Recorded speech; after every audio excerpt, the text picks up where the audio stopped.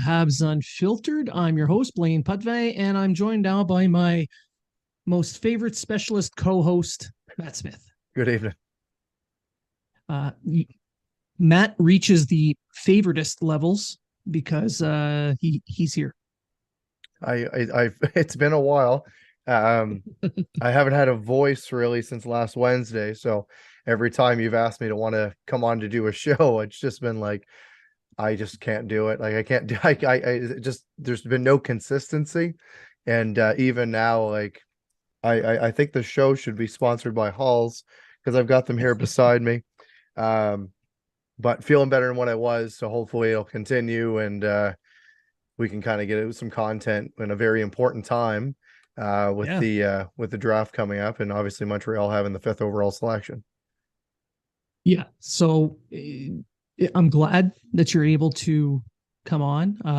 Treg, unfortunately, he is detained with family stuff. He's got the grandkids. They've got school plays, all that kind of stuff. So he's clearly got more important things to do.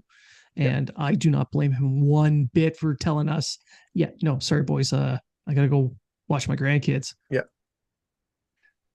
I mean, clearly they are way better entertainment than we are.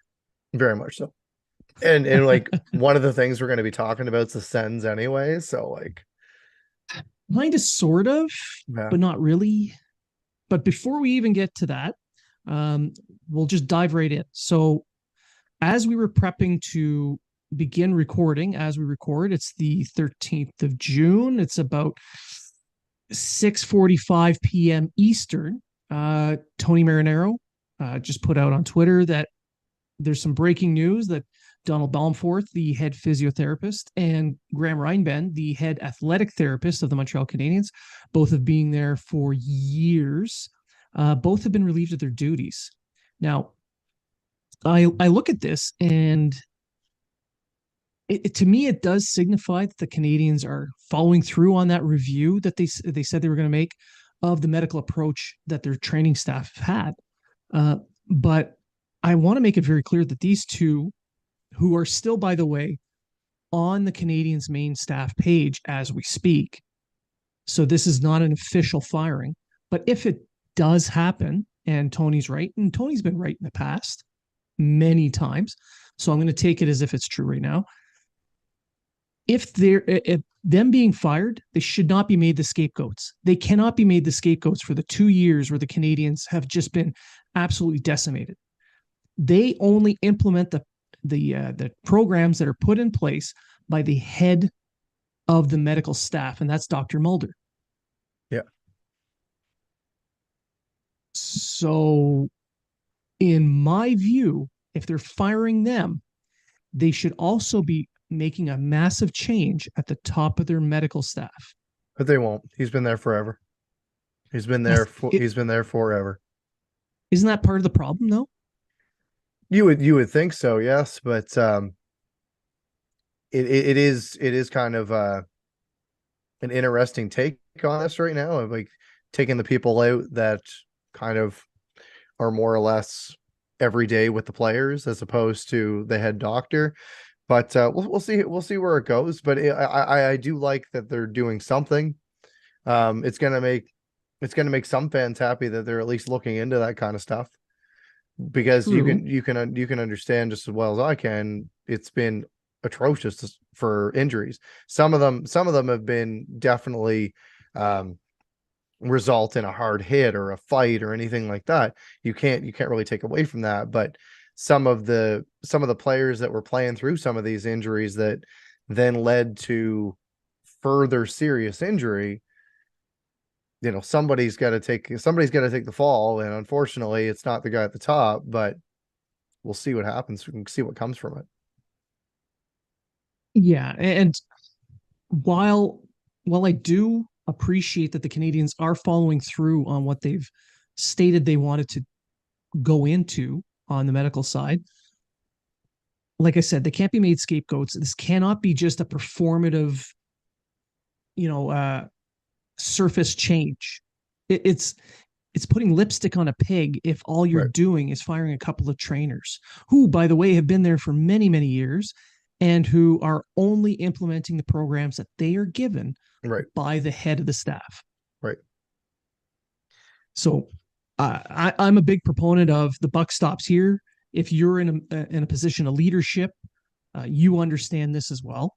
If you're in that position of leadership, you're in charge. Whether you made the call or you made the mistake or not, it's still your department, and ultimately you're at fault. Right. So You never know. Maybe this happens. Hockey gods are on our side. We get a full roster that plays 82 games apiece. Just everybody, just they get a bath and icy hot after every game and good to go. maybe they can get one of those stars from Mario Brothers, you know, that make you invincible. Yeah. I take it. That'd be great. Yeah. All right, so that's the news right now. So we'll see how this shakes out over the next couple of days. We'll obviously take a look at it as it comes out, but we'll move on from there to what you hinted at earlier, where we were talking about Ottawa, and the Senators have been sold to Michael Andlauer for $950 million. He also owns 10% of the Montreal Canadiens, which now he must sell. Yeah. He also owns the Hamilton Bulldogs. Yes, and there's some news that perhaps Steve Staios will become the new GM of the Senators once this is finalized. Could be that's an interesting take. That would really change the direction of the team, because I thought Dorian was doing a fairly decent job considering last year he took a big step. He was really one of those GMs, and especially in a Canadian market, that you were kind of like, this guy isn't doing nothing. And like, look at the draft picks he's bringing in. Look at where the team's finishing, etc. Last year, he was aggressive. He was very aggressive, and he was able to bring in a guy that actually wanted to be there in Claude Giroux, and he had a fantastic season in his first year, and then signed some guys to some pretty decent contracts for what they bring to the team in Stützle and Tkachuk, and was aggressive at the draft and brought in DeBrincat as well. But they have a lot of holes in their lineup. They're one of those teams that they have a lot of guys left to sign, and they've got a lot of holes in their lineup. And if we're talking about Dorian not coming back, there's obviously the chance that a guy like DJ Smith doesn't come back. For me, I'm just happy that this process is over, because it seems that every time you turn the damn television on, it's someone new that said that they're going to bid on it. And you know what? Yeah, it would have been cool if it would have been a guy like Ryan Reynolds or Snoop Dogg or something like that, and bring in that kind of I guess paparazzi, or kind of bring that entertainment factor, I guess, to the organization. However, you're bringing in a guy who's a businessman, as you said. He owns 10%, or he does for now, at least, which I'm sure that 10% is not going to be very hard to sell, especially since the Canadians are valued at a hell of a lot more than $950 million. And so if 1.8, I think it's $1.6 billion is the value, so that would mean 160 million. Yeah. So and you know that's going to get inflated. Yeah. So he's not going to have any issues with that. But I'll say congratulations to him. It's going to be interesting to see if they build a new arena that's not in Canada, maybe some that's closer to downtown, maybe some in the LeBreton Flats that they've been talking about forever. But happy that it's finally over. Yeah. They can move on from that. And it does bring up another point that Bruce Garriock brought up in the Ottawa Sun today, and that is DeBrincat. So it seems that DeBrincat does not want to spend the next 8 years in a Canadian market for No. whatever reason. So he is clearly going to have to be traded before the draft, which means now with new ownership and there's deeper pockets and there's willingness to spend, they'll make changes. The Senators may take a little bit of a step back, but I think in the long run, this might work out, especially for when they move to Quebec City. Yeah. Yeah.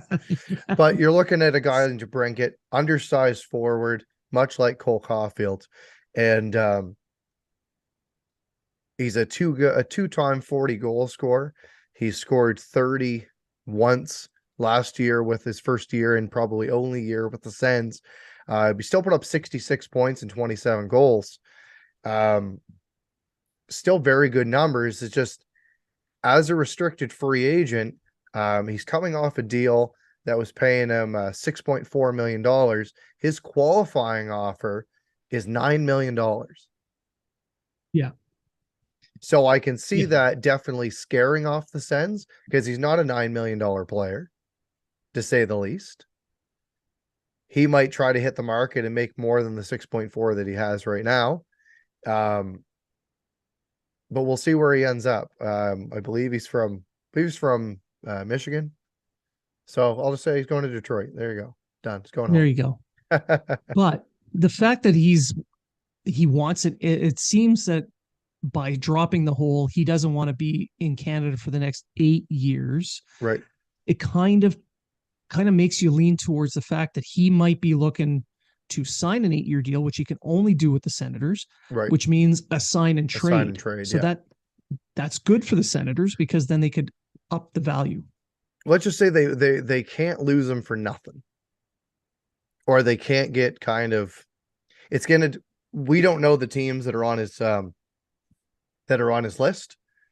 Yeah. Or teams that he'd be willing to sign an extension with. So we can't really speculate much on that. But they kind of can't get pushed into a corner, if you know what I mean. Yeah. And kind of lose out on the value that player brings because they did give up quite a bit to get him. They did. They really did. They gave a 7th overall pick. It's just one of the pieces that they gave up for. Right. So there's that. But hey, shit happens. Sorry, Ottawa. Deal with it, I suppose. This ain't this ain't a Senators show, so we don't have a lot of sympathy for the Senators. Player, whatever his number is going to move on, and yeah, what are you going to do? All right, but that takes us to the next step, and this is something that also just popped up today, and that's or in the last day or so, Patrick Roy leaving the Quebec Rempart. Yep. And he says there's no NHL teams knocking at the door, but a guy like him doesn't just up and quit a team that just won a Memorial Cup unless he's got something in the works.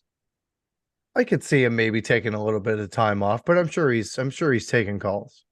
For me, I think he's done enough when it comes to coaching. Like, yes, he didn't coach very long in the NHL level, but I don't think that he needs to. I think that he can go in a more of a front office role and really help out a team just with bringing his vast amount of hockey experience. He completely turned around that Quebec franchise. He did. So turned them yes, into a there's powerhouse this year. So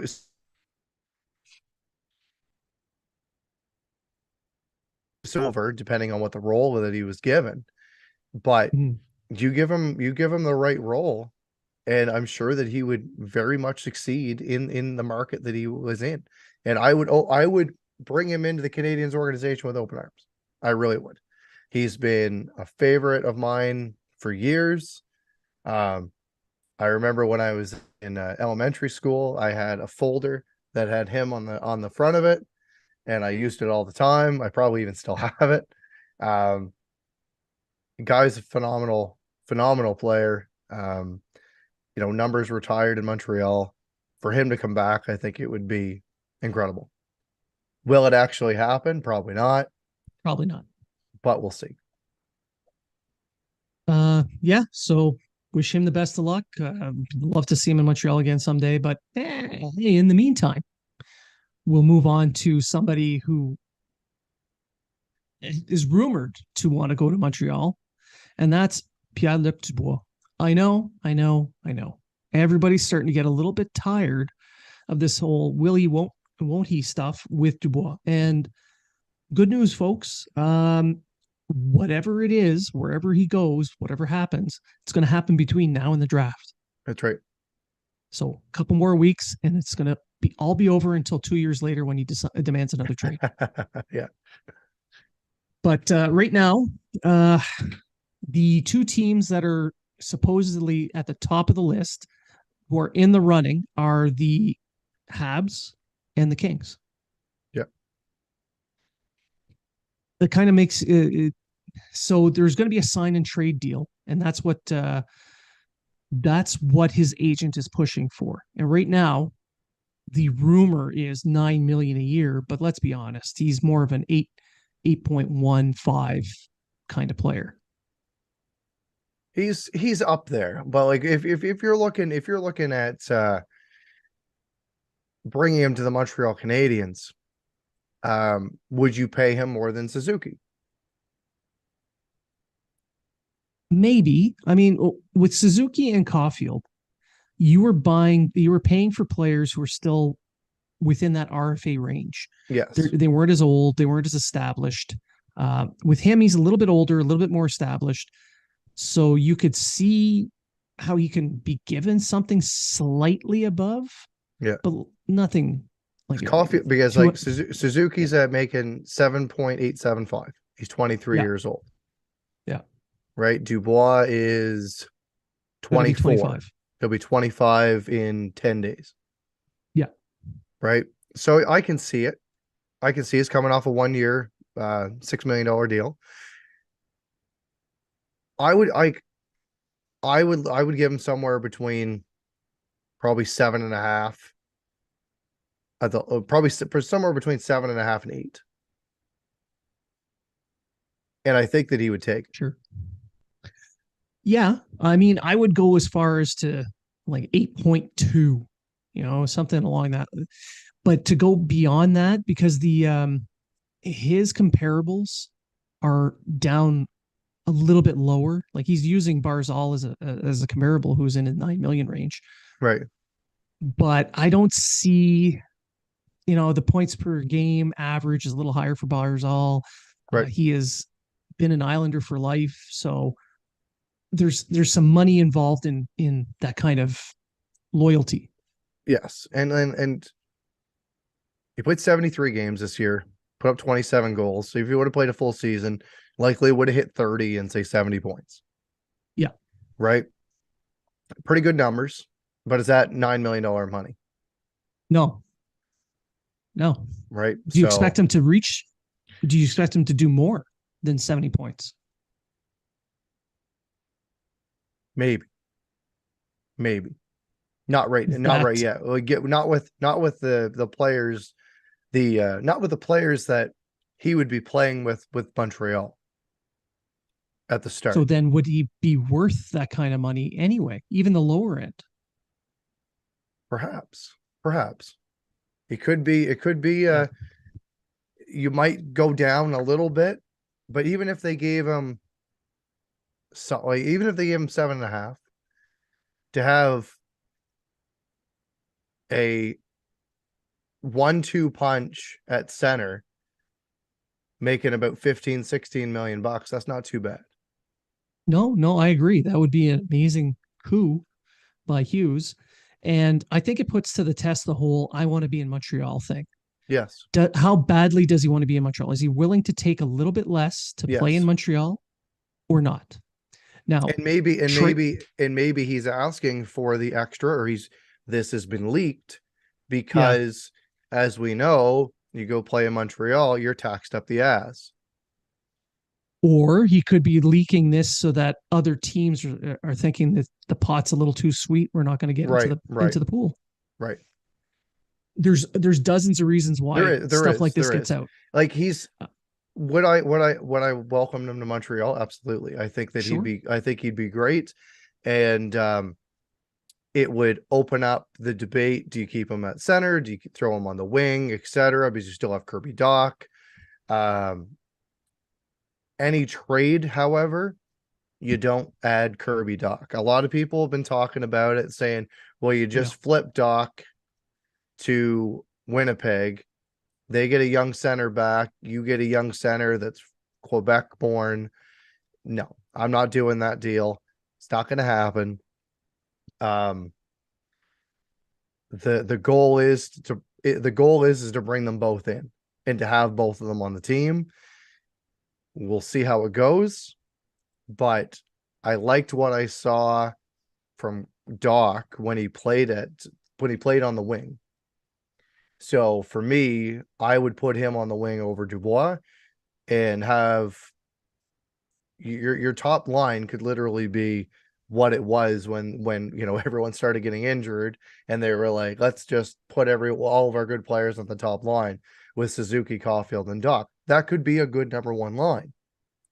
Having a guy like Dubois as your 2C, and we even saw it last year in the a short amount of time that Monahan played, having that 2C is extremely important, and it's good for the longevity of Nick Suzuki.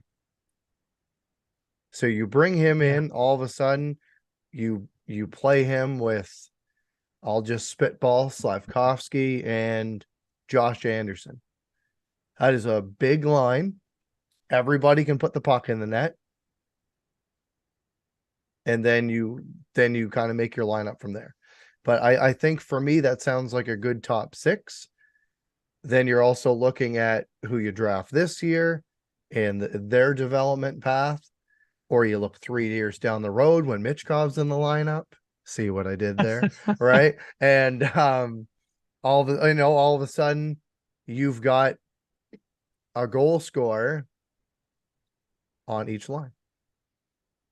Yes, that's true. And the Habs Unfiltered account put out a poll earlier today. Currently, after about 5 hours, there's 340 votes, and it's 100% no on trading Doc for Dubois. Yeah, I wouldn't. No, No. because the Canadians hold the trump card here. He Yes. wants out. Yes. He wants out As of does a Winnipeg. lot of people in Winnipeg. I Yeah. think that Kevin Shoveldayoff has done a good job at manufacturing a talented team. Brought in Rick Bowness. Rick Bowness made some changes. Rick Bowness was not happy with his team's effort, which was a very famous sound clip from the playoffs this year. Changes are going to be made. A guy like Blake Wheeler at his 8.25 cap hit probably won't be back. He's got one more year left. Mark Scheifele, who's an alternate captain, 6.125. Again, 1 year left on his deal. He's likely gone. They've already said that Connor Hellebuck doesn't want to sign long-term in Winnipeg, so he's likely gone. A Vezina caliber goaltender at 6.16 million, one more year. So Oh, you look at all these players, and these are very important players for this franchise. Yes, they're going to want pieces back. They're going to want value back for these pieces, especially for the names that I mentioned. However, some of these guys have no movement clauses, modified no trade clause, etc. The only guy that really doesn't that I named is Hellebuck. yeah. Now he still though has a little bit of leverage. So basically, Shoveldayoff is going to have to try to make moves to. It's clear it's going to be a rebuild. So he's going to be looking for futures as best as he can. And he's got his work cut out for him because all the players have leverage. And in the case of Dubois, he refuses to sign a contract. He wants out. He's made it very clear, and he's been clear for the last 2 years of where he wants to go. Yeah. So if it's the Canadians, he's not going to get as good of a trade value as he would hope. The talk with the Kings is that Quentin Byfield would be part of the package, and that would instantly trump anything the Canadians would be willing to trade. Yeah, but why would you do that? Why would you give up? Why would you give up Quentin Byfield? Second overall pick. They want to win now. I wouldn't I wouldn't. But like, you look at the Kings roster, I think this is more of a backup plan for Anze Kopitar. He's coming off of this is his last season. He's at a $10 million cap hit. He's 36 years old, still a hell of a player, great two-way center, but he's getting up there in age. He's still got Philip Deneau there. He's got 4 more years left. He's 30 years old, making $5.5 million. They still need to sign a guy like Gabe Vilardi, who's had a lot of injuries, can play center of the wing, restricted free agent. You get Quentin Byfield, again, still cheap, just under $900,000 on his entry-level deal. But then you've got guys that still really haven't made a splash in Alex Turcotte, right? You also have a guy that they just signed to a contract that had a very good season with, I believe he played for Kitchener, in Francisco Pinelli. So you've got these guys that are coming up, and I don't see Dubois being a fit with the Kings. The only reason I think they would do this is if they feel that Kopitar is retiring. Yeah. I don't think he will. I don't think he's planning on it. He looks like the kind of guy, because he was still a Selke Trophy caliber player this past year who was very productive. He could still play for another 5 years, and he could probably sign for a good team-friendly contract just to finish his career as a King. Yeah. And they could put a statue of him next to Browns. Honestly, they really could. Yeah. So unless he flat out says, I'm retiring at the end of this season, I see no real reason, specifically for all the points you made. Yeah. They have far too many actual good future centers to justify not just the cap hit that it would take. They'd have to make room by trading some players away, and they would have to give up massive numbers of futures. Right. So I don't see how that benefits the Kings if they want to win now. Not to get off too far off, but I really think that for the Kings, the thing that they really needed was goaltending. If you want something, maybe go out and talk about Connor Hellebuyck. You bring Connor Hellebuyck into a team that plays quite a defensive style, but that can strike on the other end if need be. You're turning that team around. I mean, Korpisalo did very well for the Kings after the trade deadline. He did. But you put Hellebuyck in place of Korpisalo with the same lineup, and that team moves a little bit further up the line. Right. So I agree. I think Hellebuyck would be the guy they should go after. And right. they do have the assets. And there have been talks that they're looking to move on from Victor Arvidsson, who's $4.25 million, but he's still a guy put up 59 points this year in 77 games. So like, it's not like he's a throw-in contract or anything. It's just he'd be a guy that they'd want to move if they're bringing in another body that's going to be making $7 million plus. And it's a guy they could flip if they do make that deal. Yes. So you can double down and get more futures for one of the assets you've picked up for Hellebuyck, which is great for Winnipeg. So I mean, the Kings being in the mix kind of makes sense, but at the end of the day, I don't believe it's really necessary for them. I Yeah. mean, I watch a lot of Kings games Yep. because my favorite player is Drew Doughty, so I watch a lot of his games. Um, so I don't I know. honestly think he's Montreal's to lose. Yes. If Ken Hughes wants Pierre-Luc Dubois to be on this team, and he thinks that he can bring something to this lineup, if he can play in a lineup with Suzuki, Caulfield, Doc, and be within that youth movement and be able to have a fantastic relationship with Martin St. Louis like the other guys do, it's a no-brainer. Yeah. It is a no-brainer, but Yeah. you can't overpay contract-wise, and you can't overpay asset-wise. You have to be, this is a business at the end of the day. You've got to be Yeah. a little bit ruthless and say, Mr. Cheveldayoff, this is my offer, take it or leave it. And if Dubois really wants to play hardball, he just has to sit out, Yeah. Do the Leafs approach. Just sit there and wait till Dubas gives you a big contract. Which you might. Yeah. No, I agree. And I mean, if you're looking at PLD at around around 8 million, let's Yep. just say 8 million for 8 years. That's a lot of money Yep. on the cap. You have to move some assets You'll room. have to move out some. You might even look into a buyout or anything like that.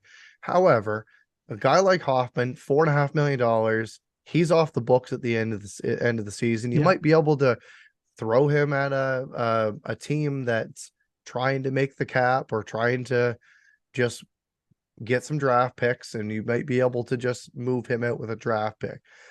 There was speculation that there was quite a bit of interest in Joel Edmondson. $3.5 million. His contract's over at the end of the year. And not to mention the fact that the word is that if they were to move Dubois, they want a center as well. So Yep. you've got Dvorak is there. Christian Dvorak, yeah. So there's 4.45, Yeah. which obviously he is not enough. You'd still have to sweeten the pot. But I would do Dvorak. There's your roster center. That's 4.45 off. I would throw in Florida's first round pick. Mm-hmm. So late first round pick. Throw in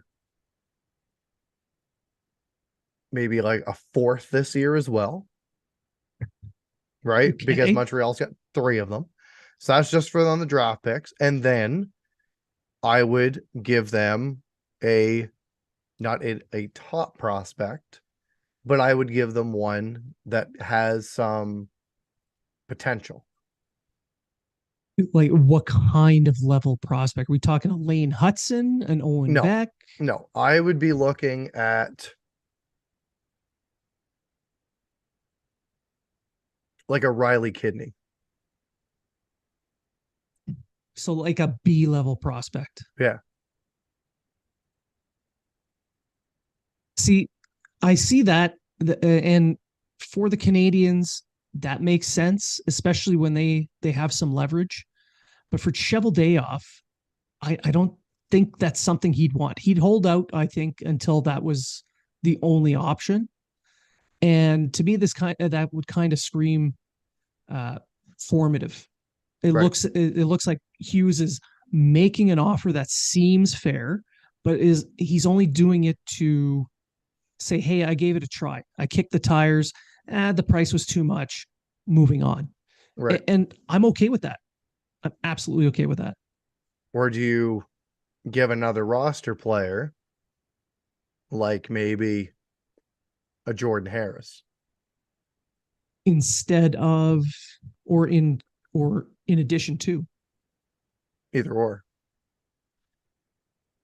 See, that's a tough call. It's a very tough call. Harris does hold a lot of value. Because you've got Barron coming up. You got Jack Eye coming back from injury. He's due for a contract after next season. You've got Caden Gooley. Gooley. Kovacevic did very well in his first year. Eventually, you're going to see a guy like Logan Mailloux make the jump. Lane Hudson. Lane Hudson. But that's a couple of years down the line. So for now, moving a Jordan Harris, someone who has embraced being a Montreal Canadian, he was the King Clancy Award winner for the Canadians. Right. So you got a guy who's involved in the community, who's I believe his girlfriend is from the area, and they're involved in the community. That's a tough thing to move out, because he brings more to the table than just solid defensive play. Right. So there's a lot of value there. So if he is on the table and they still say no, that's when you just get up and walk away, because him, in addition to all of what you mentioned, that's still too much in my opinion. Right. Now, clearly Dubois' value is more. I mean, you could say that he could be worth the 5th overall pick. You could argue that. But what about but you're this? Not going to do that. What if you give up the Florida pick and you give up Montreal's second, which is pick 37? No, I'd rather hold on to the picks this year. Right? I would much prefer moving, say, a 2024 first round pick. The Canadians have 2 of them. Yeah. You can give them the Calgary's pick, for God's sakes. Who cares? Whenever that shows up, shows up. Right. Whatever year it falls on, have it. But yeah, no. Just because of the fact that he has made it extremely clear since he's been in Columbus that Montreal is the destination, I don't feel like they have to overpay. Like, I threw it out there just like what I think, but there'll be some sort of money go back the other way, probably a center. You're going to throw in a young player. I'm just going to throw a guy out there like Kidney, or maybe even a Sean Farrell. Okay. But then not have to give up as many assets. True. Right. More quality versus quantity kind of argument. Right. But this is basically so like Dvorak, Farrell, or Dvorak, Farrell, and Florida's pick. Okay. Yeah, I think that's pretty close to the max they're going to get in any trade value. Yeah. To be honest. But in this whole scenario, this whole Dubois soap opera, it's a giant game of chicken. It is. And Hughes doesn't need to flinch. He doesn't. Dubois is a good to have, but he's not an absolute must get. Right. Remember, guy was a player agent. Yeah. He knows how to talk. He knows how to negotiate. He knows how to bullshit. He knows the value. He can smell seems bullshit. To set, and he sets values on players, and his goals. There's a value to them, and he sticks to those. So I cannot see him playing a game of chicken and losing, especially in a case where you don't have to get this guy to advance your program. He helps, but he's not a central piece. No, but I don't think, like, I know a lot of people have said you can get him for nothing next year. You can get him for nothing next year. You can get him for nothing next year. Signs for 8. Not if he signs, and that's likely what he's going to be looking for. Yeah, he's turning 25 years old. He's not going to want a 1-year contract, 1 year show me contract. Last year, he showed he put on a good season. He had a good season. Yeah, right. Yes, he missed, say, 10 games or whatever it is, but he still had a very good season, and he looked pretty good in the playoffs. Yeah, and he's still inconsistent. He's a guy who could take over a game if he really wanted to, but there's games where he just disappears. Yeah. So it's not like he's consistently the best player. No, but he can be. No, do I think that he could be a point a game player? maybe, Sure. maybe, but Right circumstance, I can yes. see him being a solid 60, 70 point guy. Now, I'm not against players who get 60 to 70 points. That's actually better than the vast majority of NHLers. What you want with players like that, however, is you want them to bring something a little different, something a little bit more. Even though it's not points, they got to bring something to the table. Uh, so in Suzuki's case, he's a guy who's going to probably be a 70-point player for a long term, Yes. but he brings an excellent defensive part to the Yes. game. Yes. He plays both ways. He Caulfield scores a ton of goals, and he can still play a little bit of defense. And he's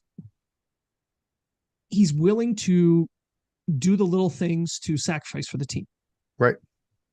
So it's all these little things you want from your star players, especially. Does Dubois have anything special that he brings beyond the 70 points? And yes, he's got size. Yes, he can dominate at times. But what else does he bring?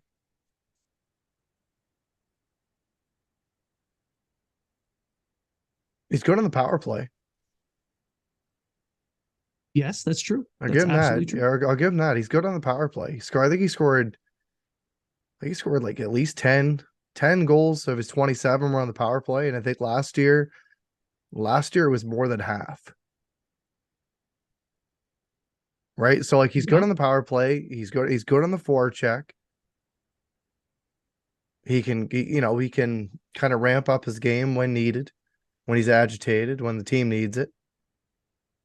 he can And then I'm kind of at looking times. at the whole Quebec factor. Will he be Drouin in Montreal, or will he Yeah. take his game to the next level?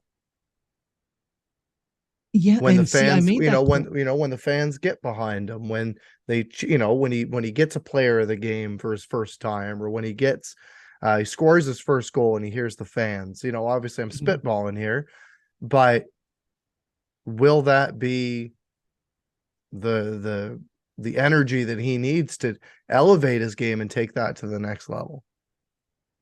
Maybe there's an issue in Montreal as well. If you're a local player and someone trades for you, especially providing a large piece that Yeah. everyone seems to like, um, there's an expectation on you. Yes.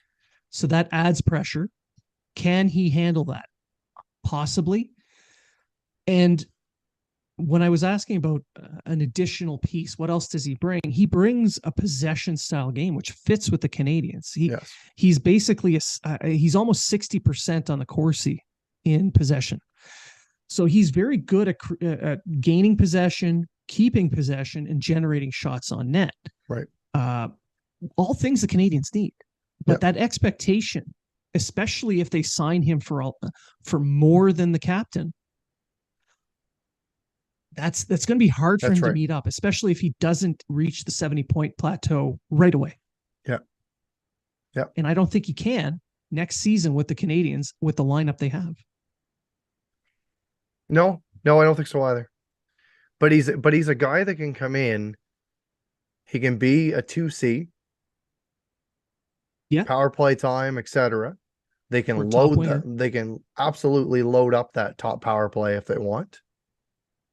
Yeah. Have him out there, say Caulfield, Suzuki, Dubois, Matheson,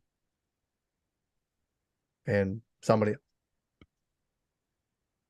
Right. So I see a lot of potential. I really do.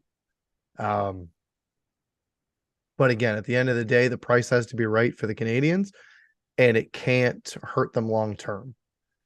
It can't just be like, I want this future, I want this, I want this, I want this. And then if it doesn't work out with Dubois, you've got a guy signed long term who's just a player on the roster. I don't think that's going to happen. I do think that this guy has it. There's something about him. I like him. I've liked him since he got into the league. I saw him play a little bit when he played in Cape Breton. I know you did as well. There's something about his game that I like. And I think that for the right price, opening day, he starts with the Montreal Canadiens. Deal could be made on the draft floor while we're there. True. Now, I'm sure that last summer when we were at the draft in Montreal, he just happened to be there just to see the show. I'm sure it had nothing to do with him wanting to go to Montreal. Yeah. But no, yeah. So we are going to be in Nashville. We are going to be there. I do expect to see a lot of fireworks on that first day. Uh, and this does kind of, it fits with Hughes's Yeah. overall I can MO. see this draft being similar to the draft in Florida in 2015, when a shitload of deals went down prior to, and people were outside and they were like, this guy got traded, what the fuck, like Lucic got Yeah. traded, and like that was when Boston went and got all those first round picks and everything.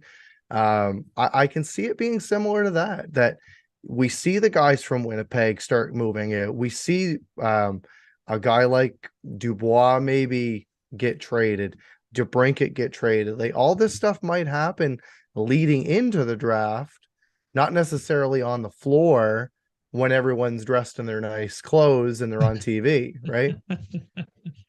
True. True. I think I I really think think I really think that we could see a splash. the day But before or it the could day of, happen, but it could happen right after the Stanley Cup final. I think there's going to be a lot of stuff going We on. might see couples start to flow in right away. Maybe. I know we'll see team arbitration being selected. Yep. So that's going to happen right away. Trades, maybe next week. I mean, once Vegas wins tonight in game 5, a couple of days later, I can Right. see some trades happening. But with stuff like Dubois or the bigger moves, the bigger names, I see that more of a post NHL awards show to the draft. So that What is the night 2 day before? span, That is the night before. 2 nights before, 2 nights there's a before, whole day in whatever. there. Yeah. There's a whole day in there. So Yeah. I do expect to see quite a bit of movement in that day after, and then the day of the draft. Right. And It's a quick flight for me from Toronto. So hopefully nothing, not too much doesn't break while I'm in the air, but we'll see. yeah, well, we'll find out. I'm going to be flying in for the NHL awards, covering that for the hockey writers. So keep an eye on that for our listeners. I'll be there covering the draft for the hockey writers. You're going to be there with us every step of the way, Yep. and it should be a good time. Should be. Absolutely. A lot of barbecue. Yeah, I'm and wearing my I stretchy have pants. and I have no doubt they'll announce Vegas as the next destination, which That's I gonna be fucking dangerous next year. I've not for never me. I've never been. However, I have watched The Hangover a lot. Well, I'm So going to be I doing know what I'm Hangover getting Part into. 2. Right. I know what You I'm guys will getting be in into. you guys are going to be in Vegas doing Hangover Part 1. I'm going to be in Singapore doing Hangover Part 2 Well, there you go. at the same time, Yeah. because I will be overseas at that time, so Right. I can't go to Vegas. Crap. Yeah. All right, so that pretty much does it for the show. I want to thank everyone who has tuned in and listened and stuck with us until the end of this. Matt, do you have any final thoughts?